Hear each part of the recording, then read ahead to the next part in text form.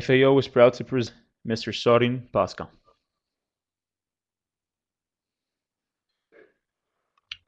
Okay, so this two slides presentation is basically a simulated case study for reconsidering product substitution concept with implication to carbon balance calculation related with frame house building.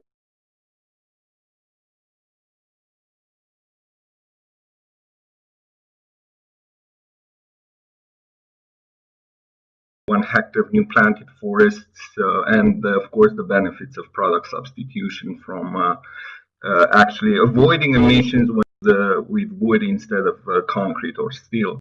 What I did though here, I did a little bit the time frame. I did a couple of rotations, so now I've got rotations, 50 years each. And also for simplicity, I use 100 years the lifespan of a house, either it's a concrete or a wood frame house. And also I made the assumption that with every new rotation, new house needs to be built. The increase in population, increased demand for building materials. So let's have a brief look on this diagram to see what happens. The first rotation, basically, we have a new house built as a concrete house because we don't have wood available. The new forest just grown. As we move the second rotation, now we have the wood products available coming from the first rotation growth. So the new house can be a wood frame house, and of course we can claim now carbon offsets from substitution because basically we avoided emissions by building with wood instead of concrete. Pretty much the same story in the third rotation. We have a new house built as wood products are available, and also what happens here is the first concrete house reaches the end of life, needs to be demolished. And now we have to rebuild that concrete house also as a concrete house because we don't have wood available for two wood frame houses, right? And of course, the process emissions associated with that should be added too.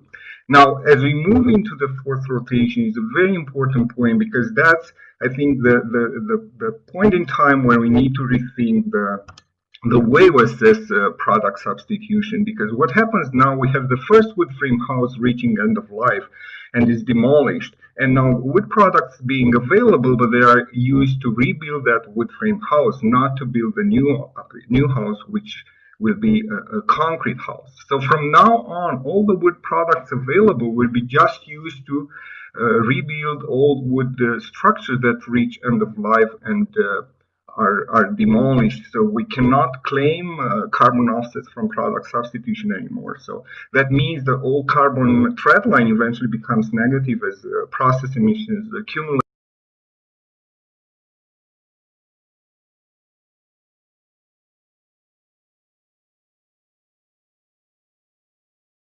A simple idea here, I just added an extra hectare of forest into the second rotation. As you can see, the old carbon line has shifted way up significantly. So basically we reduced the number of concrete houses built over the period of 5 rotations from 5 to 2 and increased the wood frame houses from 4 to 7, and of course reduced emissions, net carbon emissions, while avoided emissions through substitution basically double.